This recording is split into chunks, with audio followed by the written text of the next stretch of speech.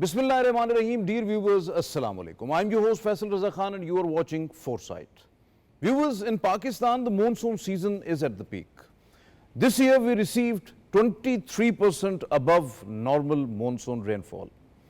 We are continuously witnessing the rapid but intense cloudbursts triggered by rising temperatures. And with the extreme weather phenomena, we are losing precious lives, property and livelihoods. Another vital aspect is that Pakistan losing 30 to 35 million acre feet of rainwater annually due to the absence of an efficient rainwater harvesting system and the storage facilities.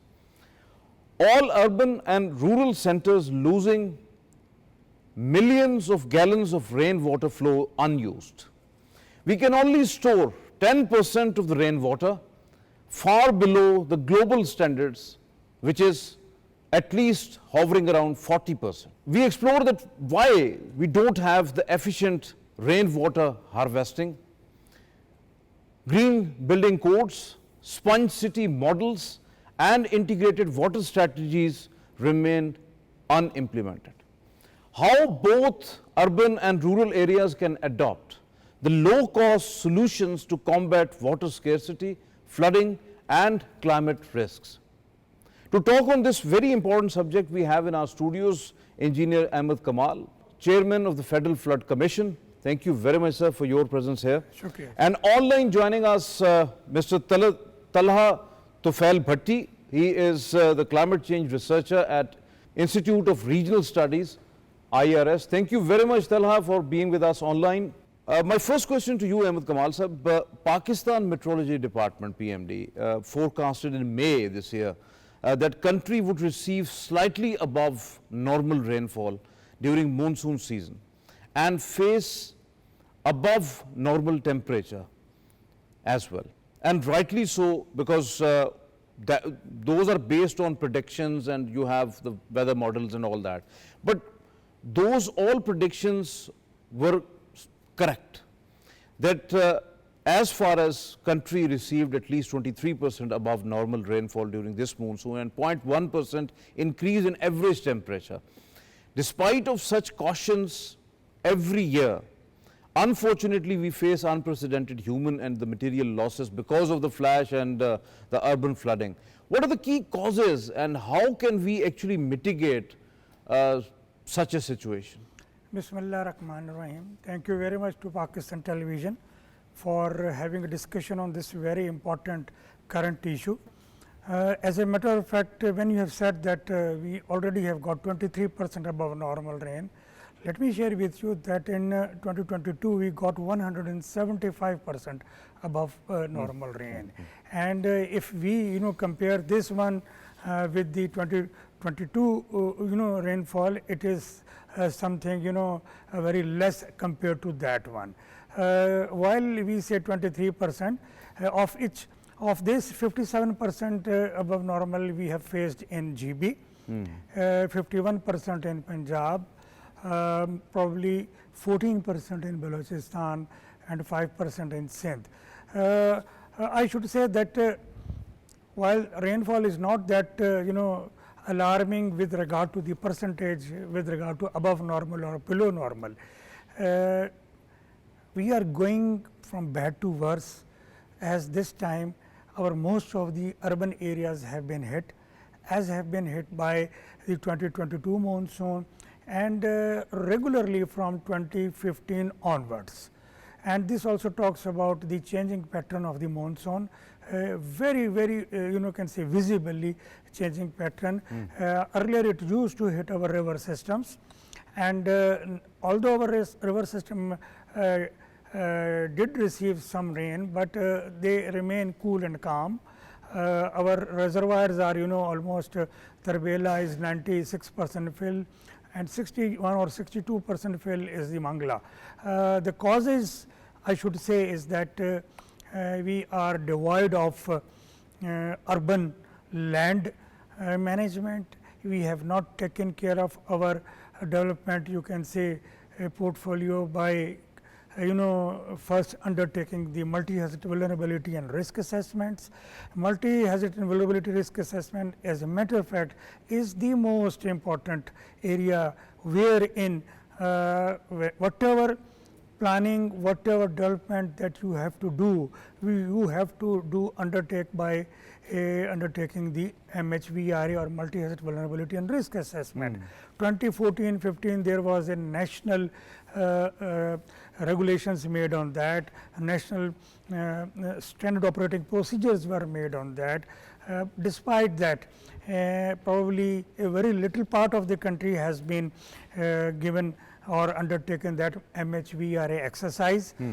Secondly, our drainage system is you can say decade old.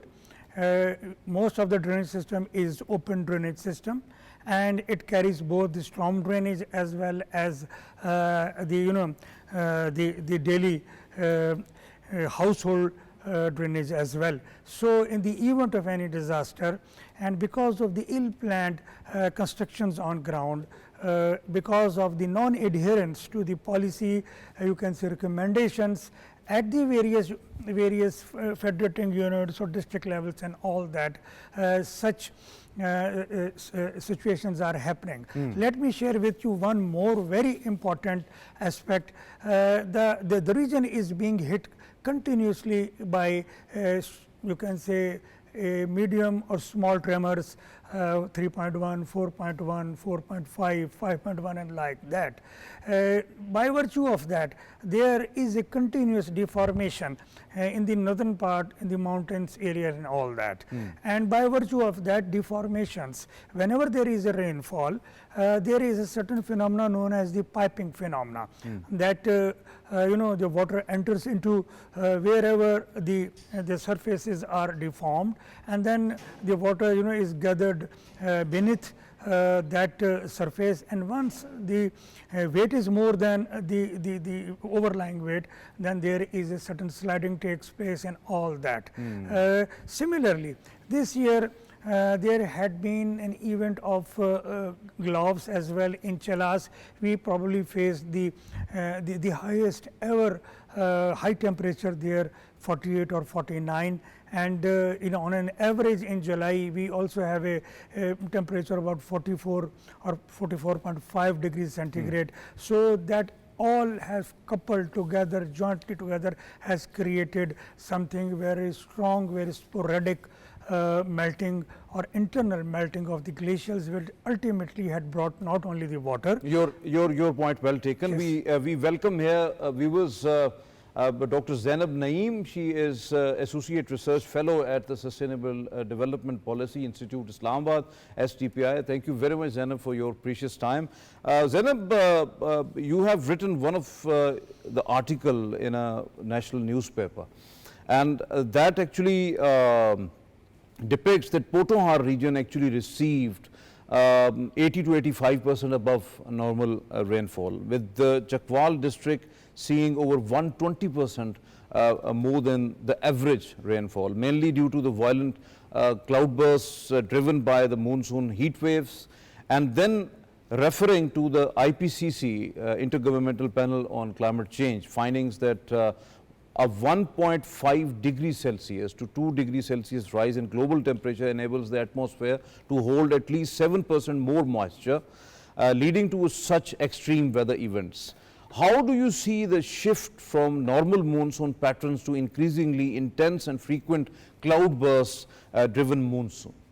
So basically this time we need to assess a very important phenomena. Usually the monsoon initiates, rather it starts from the Bay of Bengal and it reaches till it reaches Pakistan. That is the time period is usually in between July, mid-July, and it's never in June. So this time this has been an unprecedented record that monsoon season started in June. So this was considered to be a pre-monsoon that wreaked havoc in the Potohar region, so not the actual monsoon season.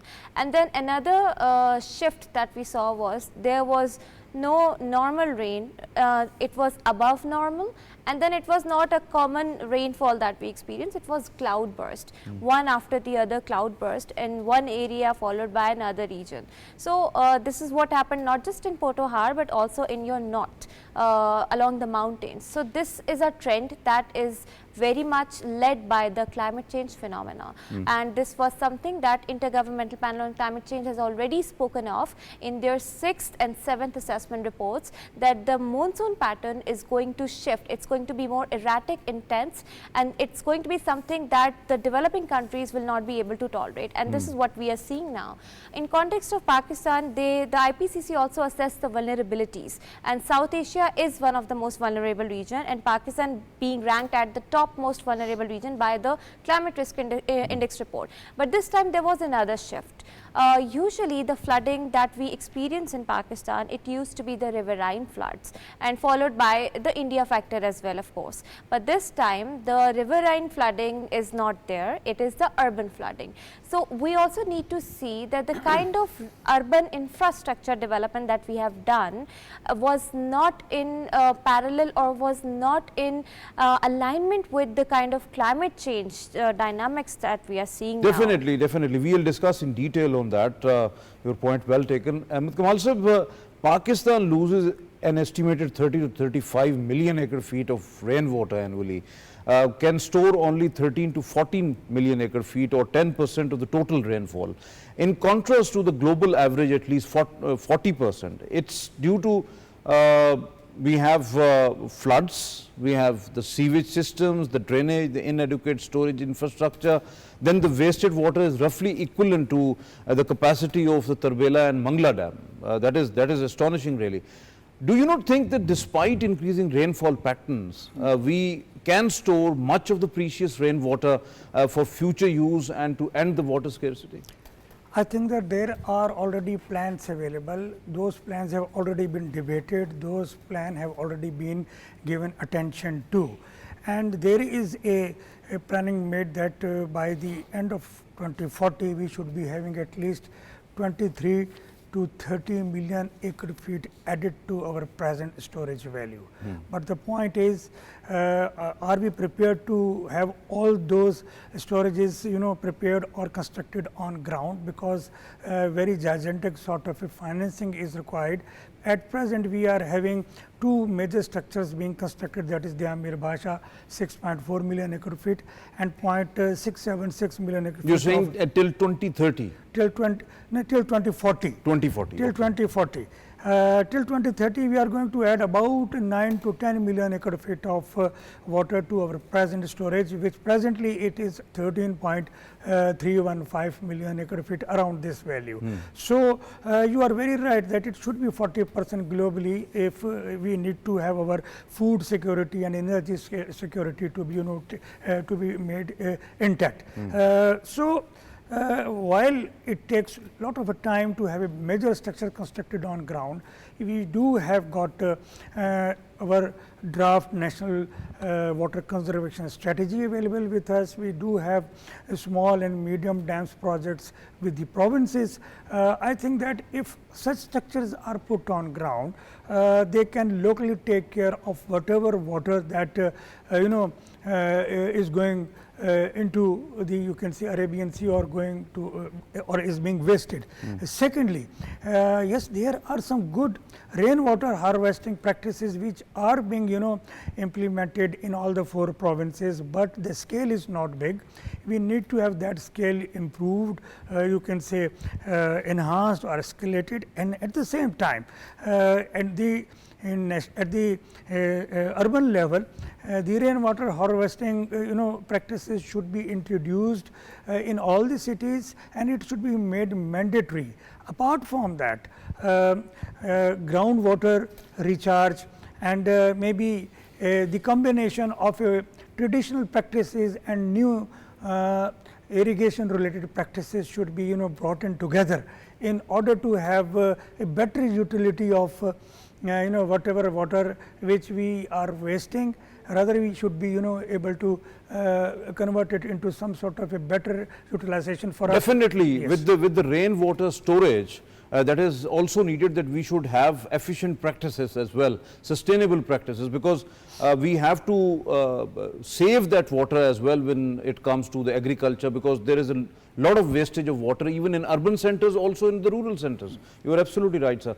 But Talha, when according to some reports, Pakistan stores water for only around 30 days, whereas a healthy global standard is approximately 120 days of monsoon water, particularly the storage capacity. Urban centers like Karachi, Lahore and Islamabad, over 25 to 30 million acre feet of rainwater runs off untreated into the drainage and eventually into the seas, turning into a black water that cannot be reused. Why we are not implementing mandatory rainwater harvesting systems like rooftop or surface rainwater harvesting in our towns and cities across Pakistan, despite recurring water shortages and the urban floodings? Well, thank you so much. And I agree with both of the panelists, both of the peers who mentioned this thing. The point is, we need to understand that the global water cycle is actually disturbed, and the whole planetary Earth system is not in a very stable condition. And now we are in a morbid state where the things are shifting rapidly. I mean, when we talk about our development or insights, we need to understand where we are going on the first place. The Water Aid actually did a report, published a report in which they look after into the 12 cities. Some of them are Pakistan, and they look into the 42 years of data sets into the historic side, and they came to know that that Lahore, Faisalabad, and Rawalpindi are going to be more wetter in the coming timeline. So this is not only happening this year. In the last 42 years, we have a trend of getting more wetter conditions into it, and the infrastructures are specifically more vulnerable into the cities, because IMF did a small study and they came to know that the most affected people, 83% of the natural disasters, the 83% of them are due to the floods. So this actually itself tell us that we have certain limitations into our own already developed policies which we have, like the Green Building Code which you have mentioned. But again, we need to understand that we are just inventing new tools for the old problem. We need to understand that what is a level that 19% of the global urban population do not have even access to the water conditions or the water, clean drinking water. We have so much water coming into those cities, like you have mentioned, or we talked about that in Pakistan. We face multiple times of now the cloudburst is actually becoming a very common phenomenon. So we need to understand that how we can move forward, and this precipitation is going to increase. The green building code or the rain harvesting systems are just one of those areas where we can put on or synthetic alternations into it. But the main focus should be on the nature-based solutions which are there, like Recharge Pakistan, Living Indus. They are the one big solutions which we have into our pockets, which need to be revisited and to revamp into the levels where we can actually do something about it. These rainwater harvesting systems are actually implanted into not only into mega cities, but also into the mosque of Rawalpindi too. So they actually aware of the problem, but I feel like we are now getting out of the say working limit which we have. Talha, you are talking about that we must have to reconsider, and we have to re-emphasize upon, like Recharge Pakistan and all others. We have lots of plans available, but unfortunately the implementation is a bit slower. So now, if implemented in letter and spirit, what would be the ultimate effect of the recently government approved Green Building Code of Pakistan and the rainwater harvesting provisions that applies to the residential, commercial and industrial infrastructures, mandatory to collect, filter and reuse rainwater? Initiative was actually taken to promote groundwater recharge, reduce dependency on the municipal water supplies and efficiently mitigate urban flooding threats. Whether provinces have such laws available, number one, and the second is the getting any inspiration or acting in the same way as the federal government has the thinking and the policy available right now. We started our work back in 2007, and afterwards we developed our seismic activity because we were afraid from the disaster of the earthquake we had in 2005, and then afterwards it goes again. And now in the 2023 we have, like you mentioned, this rainwater harvesting system and green building code. I think we are on a reactive mode generally when we talk about developing something new and developing something raw into the problem which we are facing. We face the problem and then we react into this. What we need to do is, I feel like in the year of 2022, the floods of 2022 was the turning point for us, if we believe that, because afterwards the extremes are not very normal, as we have witnessed. This monsoon is actually alarming. There might be something there. There might action plans. I feel like there's a lot of policies into our bags, but the only problem is how we can implement them and how we can move into forward direction in this debate itself. Because what I feel like the remaining carbon budget is not enough to tackle these things in the longer run. We have a limited time scale for the next 5 years, and that's where we need to decide. Okay, your point well taken. Dr. Zainab, how do you see rapid and unchecked urbanization, streams and nalas encroachment, lethargic waste management system? Then you have blockage of the natural water channels, deforestation, and then the soil erosion and landsliding. Cloudbursts actually doubling the worst effects of the flooding, and particularly in northern areas. It's getting more intense because of the glacial lake outburst floods as well. Then lack or the poor early warning mechanisms, as mentioned by the Prime Minister Shehbaz Sharif himself when he visited the area in Gilgit-Baltistan, that results into unprecedented disasters. So why not to cope up with these things? We have better urban planning, better architecture, so that we can avoid at least some disasters. So all these factors regarding the infrastructure you have mentioned, these are just exacerbating the climate change induced disaster. We knew climate change is going to bring cloudbursts. We knew these patterns. We were warned by the scientists, but still we continued with the kind of infrastructure that was not supposed to be resilient with the climate change impacts, especially in the urban areas. As I mentioned earlier, this is urban flooding that we are witnessing at this point. I do understand the fact that cloudbursts and this kind of erratic rainfall pattern is something that is out of control. It is because of the climate change. That was not our doing. But what we are doing is we are exacerbating it by constructing infrastructure on the right of waterways, right? So on the right of the nalas, the streams and the water channels, we have constructed one hotel was constructed on River Sawat in 2010. It was damaged because of the floods. We again constructed it and it again got damaged in 2022 floods, and now it is again standing there. So why are we not able to enforce the Pakistan Environment Protection Act apart from the building codes? We have this act since 1987. Yes. Section 12 says that as per you have to enforce the environment impact assessment. You cannot do construction on the right of waterways. You cannot damage the environment and you do not compensate for it. You cannot simply get an NOC. So the enforcement mechanism is not there. And talking about the early warning system, where I think the key challenge that we are facing, we have had investments in context of early warning systems, some really good investments. The development organizations are focusing on that. But the challenge is when we do not integrate the indigenous knowledge, when we do not make communities part of it, because in GB region, in the northern areas, communities there, they realize when it is going to be a flash flood, what is the direction of that flash flood is going to be, how they can save themselves and the tourists. But then if their knowledge is not integrated, and if we do not add them that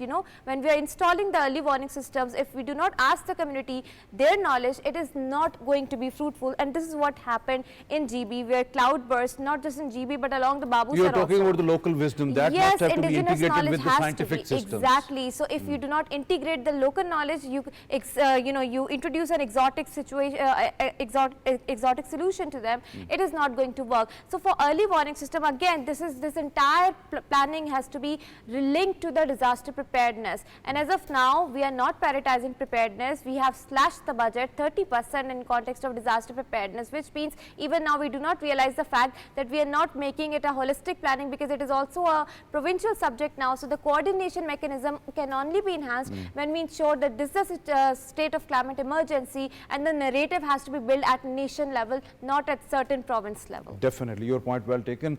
Ahmed Kamal sir, very brief. How focused are we on developing rainwater harvesting dams nationwide rather than waste the precious resource, this vital water resource.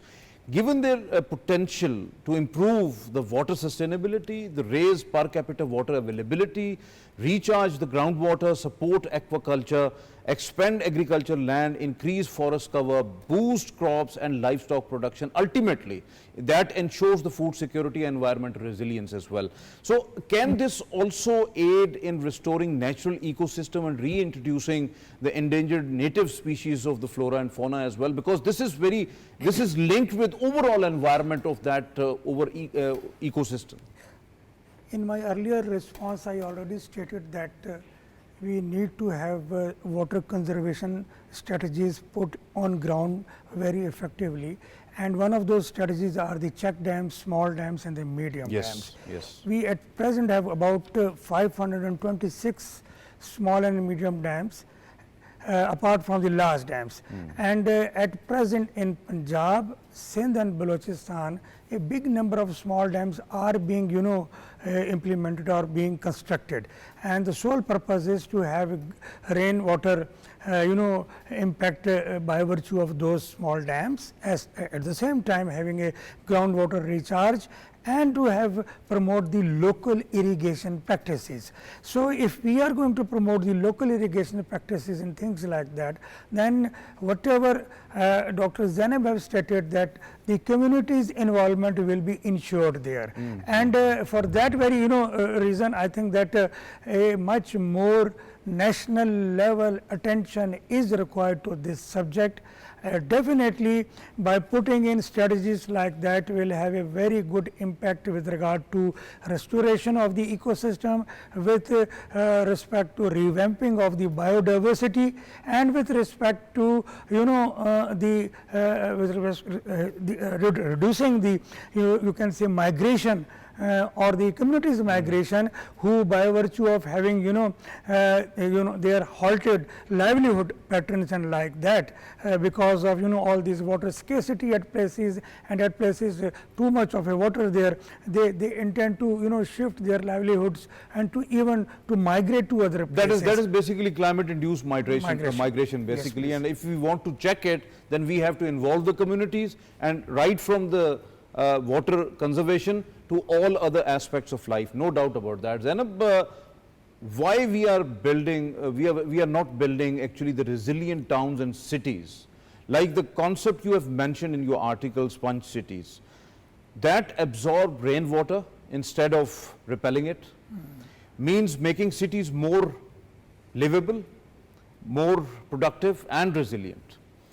With having green buffer zones around rivers and streams, rooftop gardening, urban forestation, like you have also mentioned about the Miyawaki microforests, protecting existing forest cover as well, and then replacing concrete and asphalt with permeable pavements and the soft grounds, paving small reservoirs, retention ponds, storage tanks for rainwater harvesting. So how you elaborate whether we are working on that or we have to work urgently on these aspects? So, we need to understand the science behind how flooding actually impacts. So, before the flooding season, I'm sure you remember, we had a drought season.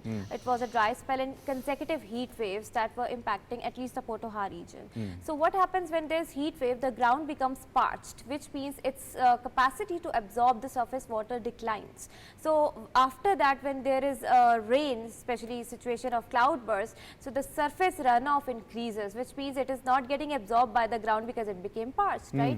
So when surface runoff increases and when you do not have permeable pavements, and when you have concrete and asphalt, it's going to increase the surface runoff, and eventually urban flash flood will increase. So that's why it's important that you retain the green buffer zones around your cities, and if you do not have those buffer zones, this entire region can become a sort of hill torrent area, right? Because this is a hilly area, so the flash flood intensity is going to enhance. That's that's why it's important that you retain the buffer zones, and if you do not have buffer zones, like we have, there's a lot of deforestation, there are no longer forests, so you need to increase the green zones, the green belts, the forest areas around the cities to protect it from this kind of flash flooding. And then also within the communities, within the housing societies, you need to have underground drainage system, so that you allow the rivers and the nalas to find their way out of the housing societies, and they do not get drenched under the deluge, right? And after that, as part of Spun City concept,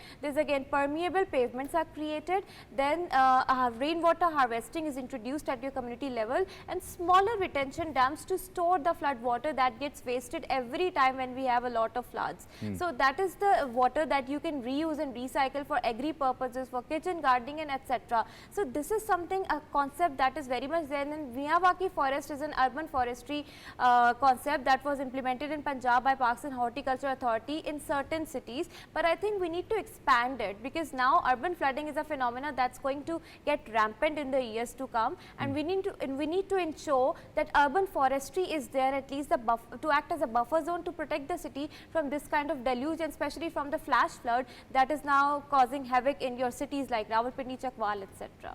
Your point well taken. So when we are talking about whatever is about the urban centers particularly, how the same low cost, community based rainwater harvesting techniques, like we have already mentioned about lots of, like rooftop collection and ponds and recharge pits, even small dams along with an adequate forest cover, be practically actually implemented in the rural areas as well to sustainably overcome the water scarcity there, improve groundwater recharge, and ensure year-round water availability for domestic, agriculture and livestock needs. So do you think that we have to first focus on urban centers, because they are most vulnerable right now, but we have to simultaneously focus on our rural areas as well, because these are developing urban centers. So we have to plan today for that.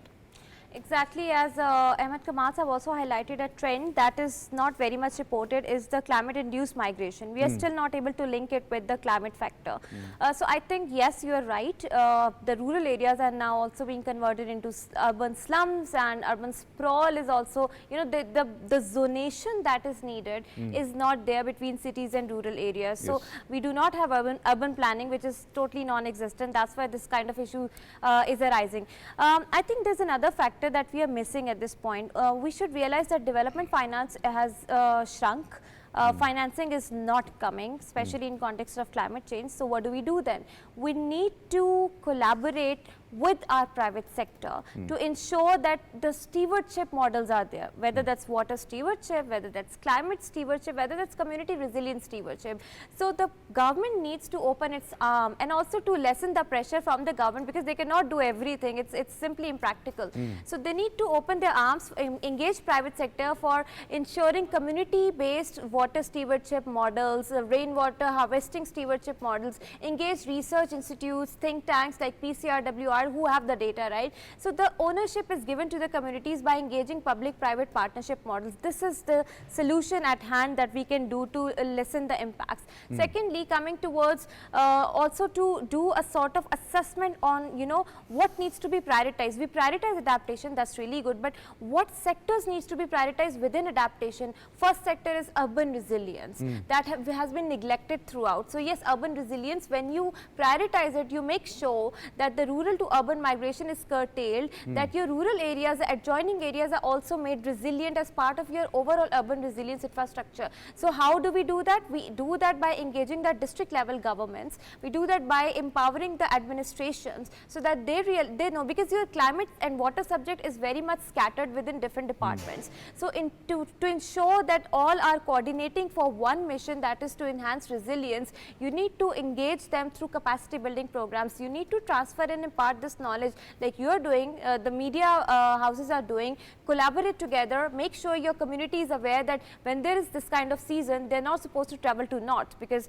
they can expect flash floods, etc. So the awareness level, this all community resilience, it can be ensured when you collaborate with your private sector along with the development sector. But as I mentioned, development finance is shrinking, and you need to make sure that how you can utilize your existing domestic potential to ensure resilience at a national level. Definitely, your point well taken. Ahmed Kamal sir, but despite the International Court of Justice ruling that climate harm violates actually the human rights and major polluters must be held accountable, Pakistan, one of the most climate vulnerable countries, suffered at least $35 billion in 2022 flood losses, but received only 10.9 billion US dollars in pledges, of which just 42% materialized, and out of which even 5% were the grants. Rest of that amount was actually the loan to a debt-stricken country. Does this not reflect actually the failure of the climate justice and the non-seriousness of the polluters or the oil lobbies, which highlight the urgent need for Pakistan to strengthen its own either the climate investments or the climate resilient funding from the local and the national sources? I should say that climate injustice is already there, and we are experiencing it probably for the last 2 decades, if not before that. Number 2, this is a high time that while instead of saying or talking about that the climate injustice is being done with us, we should be putting our priorities on the right track. Disaster management probably is the sector which has got the least priority because there is probably no development aspect is associated with it. Water sector allocations, as well as various funds which the government has created within the NDMAs or within the PDMAs, those are required to be raised with regard to doing resilience or DRR. Now we have talked so much about DRR, but probably for the last 7 or 8 disaster risk reduction, yes, you were talking for about. the last 5-7 years, we have forgotten that. So once we have forgotten that, then there is nothing but a reactive approach is needed, is there, and in order to get rid of that, nothing else is required. We need not to say that there is a climate injustice is being done. Why should not we give priority to this sector, and we should have much more public sector development financing made available for that. The national DRR policy says that there shall be a certain percentage of public sector development program annual which shall be kept for the DRR and all that. Have we done that? Not at all. It is a policy, it has been given in the or stated in the policy, but it has not been practiced at all. Why should not the provincial governments as well as the federal government keep that? Whenever there is a certain disaster on ground, we look towards the development partners and the international donors. They bring $200, $200,000 or $500,000, like that of a money, and we do something on ground and we project that we have done something good. Why are we not giving any priority to that? You just have stated that we have got 23% above normal rainfall. I do not agree with that, because in 2022 there was 175% on an average on a countrywide basis, with over 450% above normal rain in Sindh and in Balochistan. So this is not that situation. It is much of a rain that we have received in GB and all that, but our infrastructure and our preparation on ground were zero, or was no preparation at all. Why? Because we had not given attention to the DRR or the disaster risk related aspects while we are doing. Or we have such an infrastructure that actually multiply the disaster rather than to stop it. Really, yes. You are absolutely right. Thank you very much, Ahmed Kamal Sahab, for your presence in the studios. Thank you very much, Zainab, for your presence in the studios. And we are thankful to Talha, Tufail, Bhatti. So viewers, as you have listened to our panelists, No doubt about that, as Ahmed Kamal sahab mentioned that in 2022 floodings, we have received more than 107% of the above normal rain, and 23% of the above normal rain during current monsoon season is not a big deal. But unfortunately, our urban centers are not actually resilient. Their infrastructure is in a such way that actually that is multiplying whole of the even creating disasters. So we have to focus on our urban centers particularly, and we never ever to just give away the rural areas, because these are the new urban centers in making, and we have to focus on that. We have to plan something. The monsoon season earlier start in June, that actually depicts that it is a climate change. We either have to mitigate it or adapt it, because adaptation is the more feasible phenomena rather than to mitigate it. So the cloudburst phenomena, which is now intense during this monsoon, will be more frequent in future because of the global warming and the heat penetration, which is now increasing day by day. So we have to be very focused on that, and the climate change is now reality. We have to adapt according to that. And as Ahmed Kamal sahab said, that we have the benchmark of till 2040 that at least 23 to 30 million acre feet of the storage must have to be present in that time. We are hopeful for that, but we have to act practically on these grounds.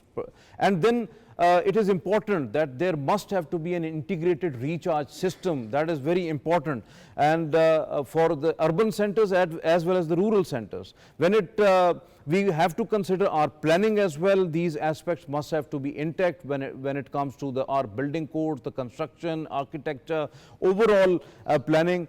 We have to increase the size and also the number of the small and medium dams, even the check dams, as we have right now 527 small and the medium dams, but we need more and more to store more water, to have more water for agriculture, food security and all that. Then urban centers must have to be converted into the sponge cities. The efficient rainwater harvesting systems must have to be there. Then climate financing and the development financing, that is very important when it comes to Pakistan's overall development, and we have to be resilient against the climate change. That is inevitably needed, that we must have those funds available. Then of course the early warning systems, those must have to be integrated with the local knowledge, local wisdom, and also integrated and linked with the disaster preparedness. That is very important. When all these systems are linked with each other and with the local wisdom, we can save precious lives and properties in every nook and corner of our country. Rainwater is a precious resource. Even we can use it for drinking purposes. It is a very safe water. So we have to save it, we have to store it. We don't have to drain it, because this is the ultimate, because this water is actually the ultimate future of our next generation. So we have to save it. This is all from today's Foresight. It's time to sign off. Allah Hafiz.